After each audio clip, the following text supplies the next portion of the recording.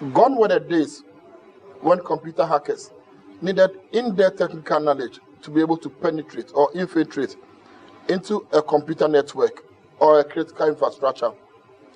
This form of attack needed enough knowledge for people to be able to succeed in penetrating into their target's network. In today's world, there are another form of attackers called social engineers who don't need much in-depth knowledge or technical know-how to be able to do this form of attack. In today's discussion on CSTV, we are going to talk about social engineering and the different forms of social engineering attacks. This is CSTV coming to you from Maslot Hotel, and I am your host, Eric Kwaku Kranche Odai.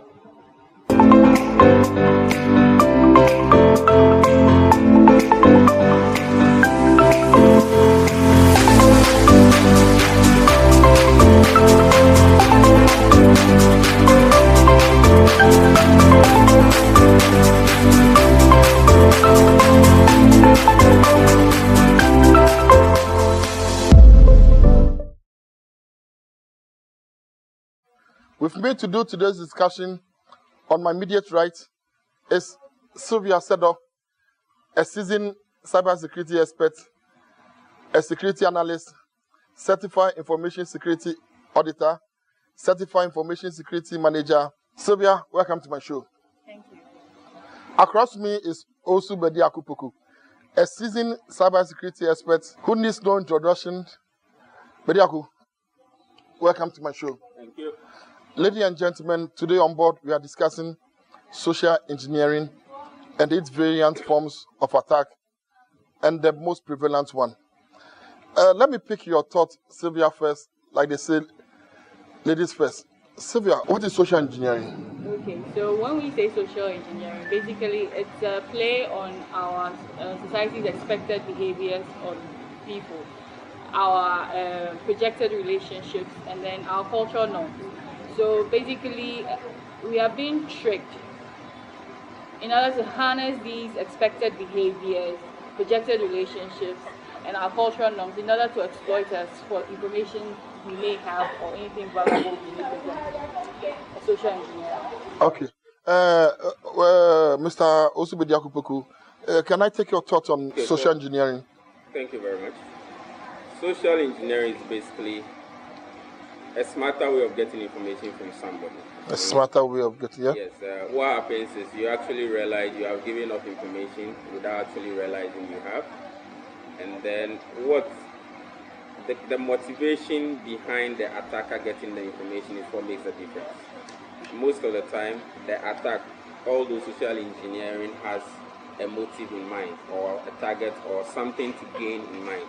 So for instance, if the social engineering attack is actually to find a way of gaining the pin to your card, obviously the target is maybe the money in your account, but then I come to via social engineering. So all through and through, all what you're saying is a smart way of getting information from people without the people usually realizing they've given that information out. So if I get your thoughts, basically then social engineering is you trying to play on the intelligence of your victim to believe you are who you claim to be. Yes, so mainly it's a non-technical way. Non-technical way, okay. Getting information. You don't need any complicated gadgets in order to trick someone into giving out information they may have. Sylvia, is it a new phenomenon? Is social engineering a new phenomenon, or it has been with us since ages? It has been with us since Adam. Wow. Just that we now have technology coming into the play, thereby making it more easier to access more people. You can remember in ages past there were stories about people coming to other families saying that another family sent them in order to pick up items. At the end of the day, they realize that they've been robbed by a confidence trickster. So basically, it's the same thing, just that you have an electronic element coming in. Okay. Can I pick your thought on that? Okay, so a classic example will actually be maybe the mobile money menace that came out some time ago. where, well, all I actually probably need is to know an amount you have transferred or you have put onto your phone, and maybe the number you sent it to. We had instances of people calling their prospective victims where they say, okay, you know what, you just did a transfer to this particular number, or this amount of money has been sent to you, but it was sent by mistake, that kind of thing. So just a little bit of information known by the attacker is used in a way to trick the user into releasing or giving up something he ordinarily wouldn't have given up. Okay, so still your thought, Bediako Boku. Therefore, who is a social engineer? Okay, like Sylvia said, a social engineer is, in our world, is an attacker. It's an attacker. This time around, he's not coming with a gun. Most of the time, technology doesn't even take effect yet. But what usually happens is they take their time, they get to study probably what you like, some activities you've been through, places you've visited, and then using that information, they're able to come to you with a proposition and you fall for it. Sylvia, in short, can we say a social engineer is a confident trickster? More or less. More or less. Okay. But then, does it take any requisite skill to be a social engineer? As I said, basically it's a play on our emotions, our expected behavior. So if we take people in general, everyone wants to be helpful. In your desire to be helpful, you might end up giving out information ideally you shouldn't have. So for instance, if let's say, as you say, an attacker notices that one of your colleagues is off work, I can call in and say that, oh, I was dealing with Bediako, but since Bediako is on leave, can you help me with this? Naturally, for business to go on without doing the required checks, and in a person's desire to be helpful, you end up assisting the person in doing what ideally shouldn't be done. Okay. So Another context would be that people are curious.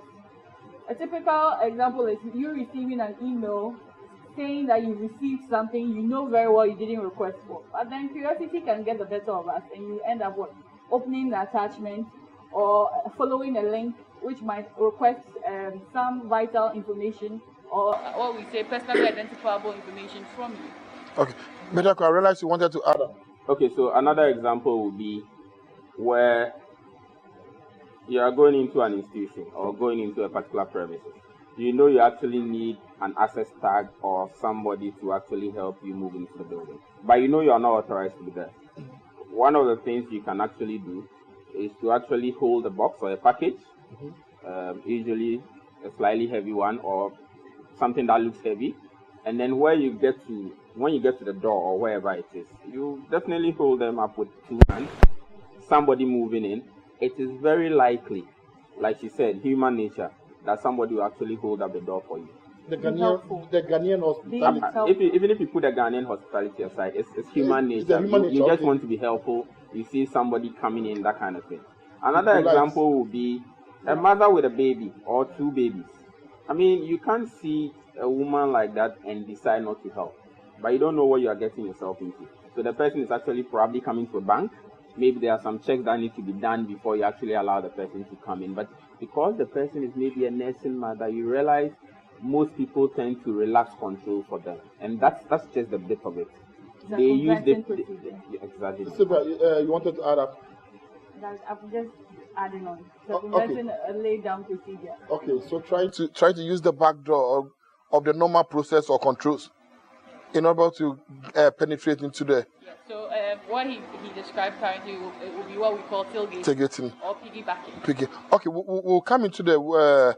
It's getting interesting. It's getting very much interesting. Now let's delve deep into the more technical aspect of social engineering. What are the forms, or what forms or shapes that social engineering take? Let me take your take on that, Bediako. Okay, for me, the differentiating factor is how the person actually initiates or goes about the attack. An example will be sometimes you physically need to get in touch with people before you actually go ahead with the attack. most of the time, you don't have to, especially these days. What you usually need is information about the person.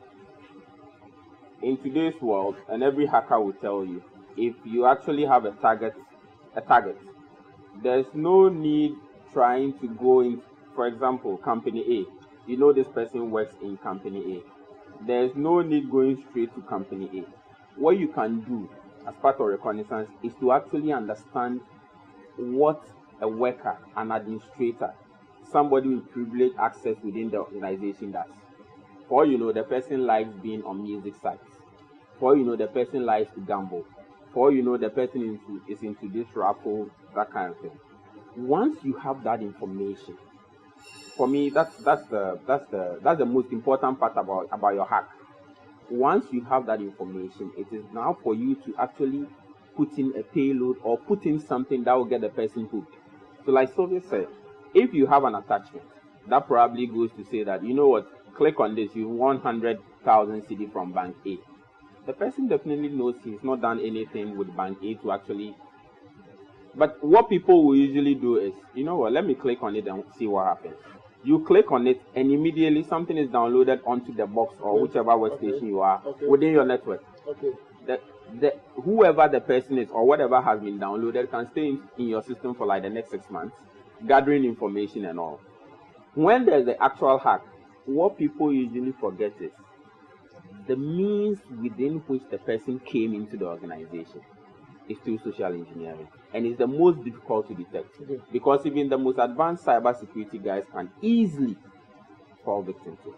Well, so if I get your submission, meaning when you talk about social engineering, the attacker does more work of gathering information or does more background work before he or she is able to attack.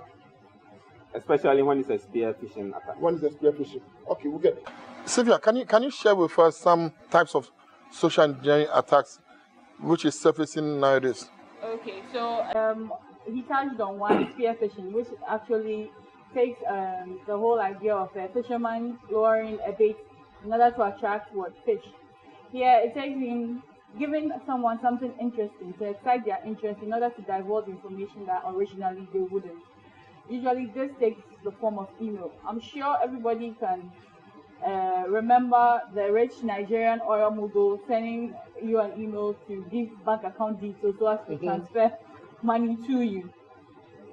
Yeah. This is it, but now they've moved to be more sophisticated. So, for instance, if they know you bank or if they have a database of clients from a particular bank, they can send out an email masquerading to be the bank and then give you a link to click and follow. They end up siphoning people's online banking credentials, among other things.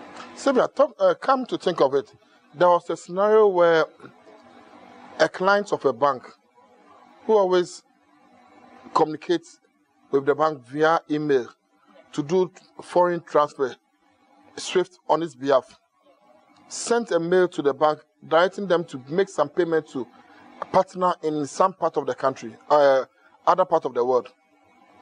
Just within hours, a different mail coming on top